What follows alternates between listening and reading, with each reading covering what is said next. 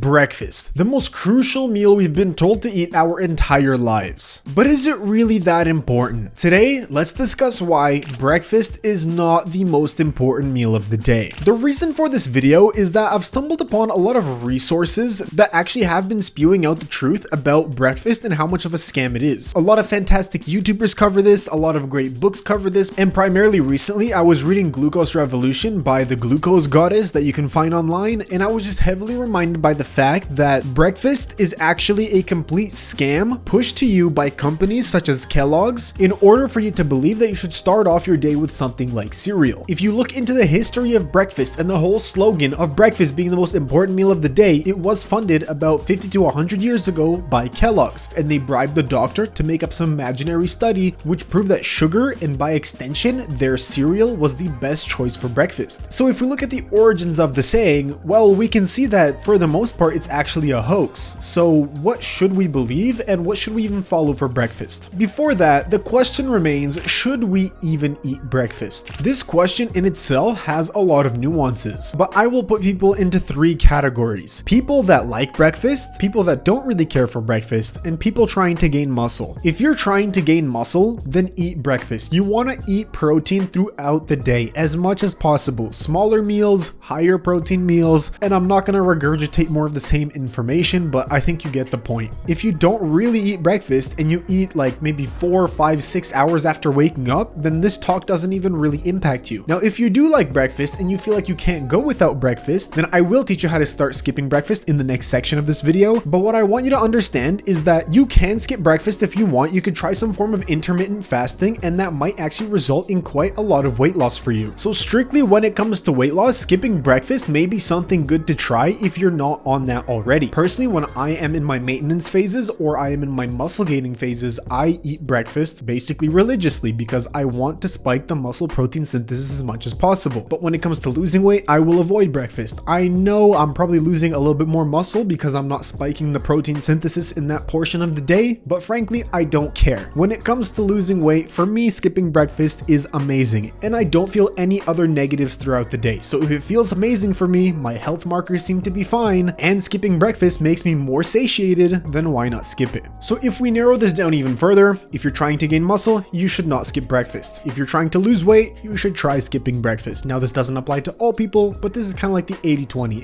80% of people should probably do it. If we are going to eat breakfast, what should we eat for breakfast? The worst thing that you could start your day off with is anything that's going to drastically raise your blood sugar levels. Now, there's a lot that goes into this. There's so many different downstream effects of just like spiking your blood glucose first thing in the morning. But if we just extrapolate to the dumbest possible version, if you eat a bunch of carbs during breakfast, if you eat a bunch of sugar during breakfast, you're just not going to stay satiated as long as if you ate fats and proteins. So if you're smart, you can kind of see where I'm going to go with this. If you are eating something like cereal for breakfast, try to replace it with eggs. Try to replace it with something higher in protein and higher in fats. Not only will it give you the benefits of muscle retention, muscle growth, even if you're not working out, but it will also keep you fuller for longer. So if you're eating something full of carbs, you can try to slowly over time incorporate higher protein and fat foods and switch your breakfast over the course of a couple of weeks, months to a year. Personally, what I like to have is just an omelet, or I'll boil up some eggs. Sometimes I'll have some Greek yogurt, I'll have cottage cheese, and that's kind of what I've been rocking with for, I don't know, the past couple of years. On some rare occasions, if I'm at the very peak of my bulking phases where I'm trying to gain the most muscle, right before the gym in the morning, I will typically have a protein shake with some honey. Anyways though, I hope you learned something new. If I give you anything of value, consider subscribing to the channel. Join our free Skool group in the first link in the description. I'm gonna make it paid soon, so if you join now, you'll get it free forever. And don't forget to stay savvy with your diet.